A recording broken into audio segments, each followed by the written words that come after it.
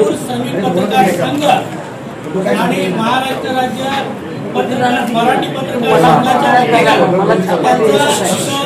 सन्मान करीत आहोत। यापूर्वी शिवसेनेच्या प्रवक्तेपदी निवड झाल्यानंतर आदरणीय ताईंचा आपण इथं सन्मान केला होता।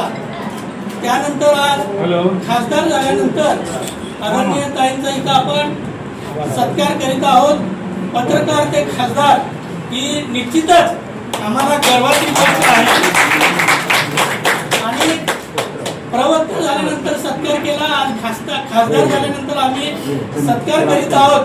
पुढं मंत्रीपद लाभल्यानंतर ही ताई सदिच्छा व्यक्त करतो आणि आपला सत्कार करीत आहोत। मी आपल्या या सोलापूरचा अभिमान खासदार झाला, अवघ्या सोलापूरकरांना निश्चितच एक आनंदाचं वातावरण निर्माण झालेलं आहे।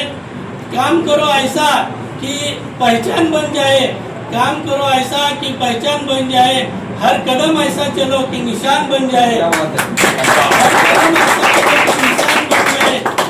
यूं ही जिंदगी काट लेते हैं सभी, यूं ही जिंदगी काट लेते हैं सभी, लेकिन ऐसी जिंदगी जियो कि मिसाल बन जाए, लेकिन ऐसी जिंदगी जियो कि मिसाल बन जाए।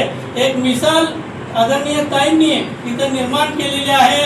सर्वांना हेवा वाटावा, सर्वांना गर्व वाटावा असं हे खासदारकीचं पद त्यांना मिळालेलं आहे।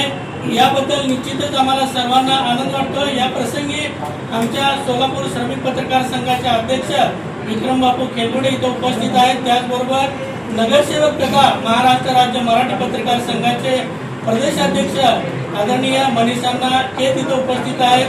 आपल्या शिवसेनेचे जिल्हा प्रमुख तथा नगरसेवक आदरणीय अमर बापू शिंदे इथं उपस्थित आहेत। त्याचबरोबर अमर पाटील साहेब इथं उपस्थित आहेत, महाराज इथं उपस्थित आहेत, आमचे सरचिटणीस सागरदादा सुरवसे उपस्थित आहेत, सर्व पदाधिकारी इथं उपस्थित आहेत।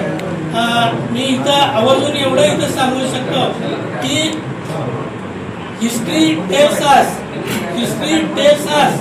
powerful peoples come from powerful places, but history was wrong.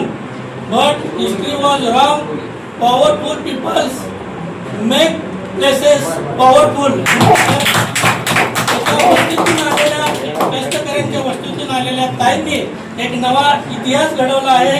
निश्चितच आम्हाला काही अभिमान वाटतो। मी विनंती करतो की के त्यांना बापू सर्वांना आणि थोडं मागे आहे, जरा मागे या जरा।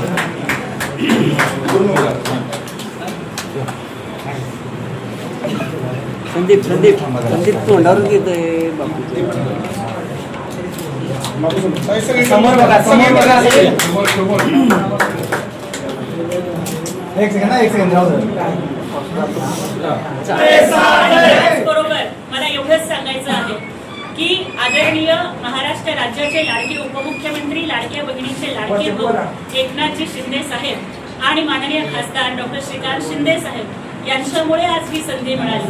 राज्यसभेचा खासदार होणं हे एवढं मोठं पद आहे की मी स्वप्नात सुद्धा कधी कल्पना केली नव्हती आणि मी न मागता, मला कल्पना सुद्धा नव्हती। आदरणीय शिंदे साहेबांनी सुद्धा सांगितलं, अनेक दिग्गज प्रतिस्पर्धी असताना सुद्धा एक उच्च शिक्षित महिला मागासवर्गीय पत्रकार प्राध्यापिका ही पुढे गेली पाहिजे।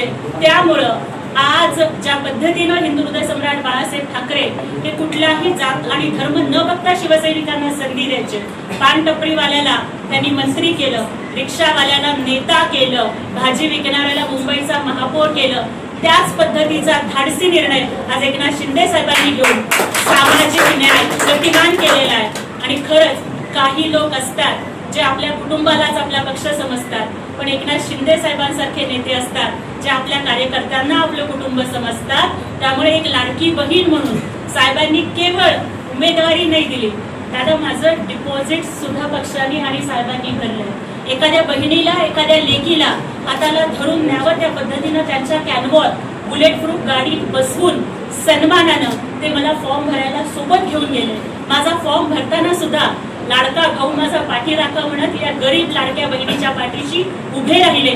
आणि मला वाटतं खासदारकीपेक्षा माझा सगळ्यात मोठा आनंद हा झाला की माझ्या उमेदवारी अर्जावरती सूचक म्हणून पहिली सही ही महाराष्ट्र राज्याचे उपमुख्यमंत्री लाडके भाऊ एकनाथ शिंदे याच्यापेक्षा मोठा बहुमान सोलापूरचा आणि सोलापूरच्या लेकीचा काय असू शकतो. दादा एकच विनंती करते, राजकन्या नाही, संघर्ष कन्या आहे, गरीबाची कन्या आहे, तुमची साथ पाहिजे, सगळे मिळून दिल्ली गाजूया, पाठीशी राहा एवढंच विनंती करते. धन्यवाद. माझे सर्वांनी अध्यक्ष विक्रमबाबू हेगडे, मराठी राज्य पत्रकार संघाचे अध्यक्ष नूतन नगरसेवक माझे दादा के, शिवसेनेचे जिल्हा प्रमुख नगरसेवक गटनेते माझे बंधू अमरबाबू शिंदे, माननीय जिल्हा प्रमुख अमरदादा, किरणदादा आणि समोर बसलेल्या माझ्या सगळ्या पत्रकार भावांना, आज इथं खरं तर खासदार म्हणून आले नाही, पत्रकार म्हणून आले.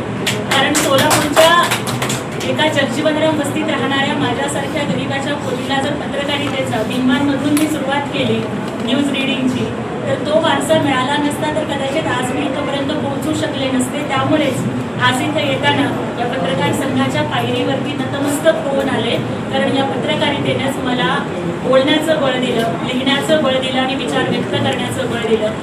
आपण जे प्रेम व्यक्त केलं वेळोवेळी, जेव्हा मी निवेदिका होते, जेव्हा मी पत्रकार होते, जेव्हा मी वक्ता होते, जेव्हा मी प्राध्यापिका होते, नंतर मी प्रवक्ता झाले, प्रत्येक वेळेला तुम्ही फक्त पत्रकार म्हणून नाही तर तुमची बहीण म्हणून माझ्या पाठीशी भावासारखे उभे राहिलात. प्रत्येक संकटात, प्रत्येक अडचणीत, माझ्या प्रत्येक यशामध्ये, माझ्या प्रत्येक संकटामध्ये तुम्ही सगळे पहाडासारखे पाठीशी होतात. त्यामुळे मी लढत राहिले.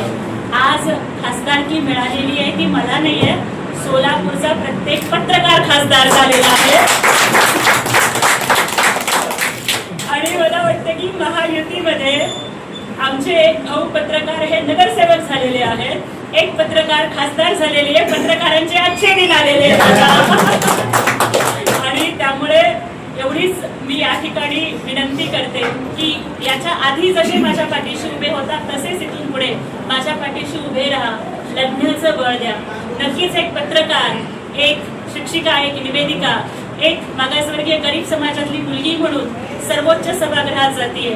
तुमचं बळ, सोलापूरकरांच्या प्रेमाचं बळ माझ्या पाठीशी हवंय, लढत राहील आणि तुम्हा सगळ्यांना अभिमान वाटेल असा सोलापूरच्या गल्लीचा आवाज दिल्लीमध्ये पोहोचवल्याशिवाय राहणार नाही. तुमच्या प्रेमापुढे नतमस्तक होते आणि थांबते.